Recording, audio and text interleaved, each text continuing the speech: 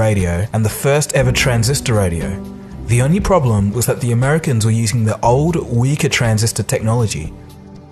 This meant that the radio had an extremely low volume and it sold poorly as a consequence. 1 year later, in 1955, the two Totsuku co-founders would travel to America to show off their latest transistor radio, the TR-55. Interest for the new technology was immediately strong. There was still one problem though. Americans had trouble saying Totsuku, so the name was changed to SONY, which was a blend of two words. One was the Latin word sonus, meaning sound, and the other was SONY, a common slang term used in 1950s America to address a boy. After the name change, SONY were almost ready to take the world by storm.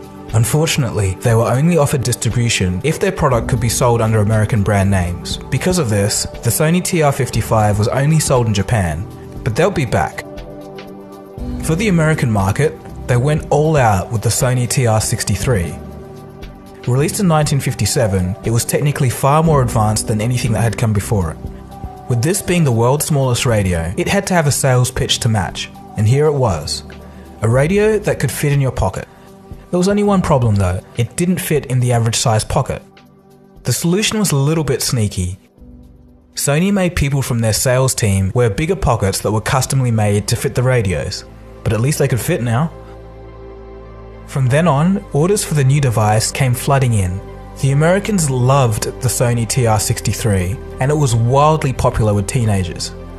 Some music historians state that the 1957 SONY TR-63 was instrumental in the rise of rock and roll music because it allowed kids to independently listen to their music, finally freed from the tyranny of their parents. SONY was truly in business.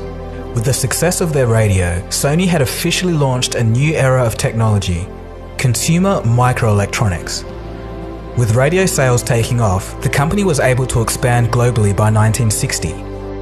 Even though going from a small fledgling workshop to a global company in such a short amount of time was incredible, nobody could have known that this was just the very beginning.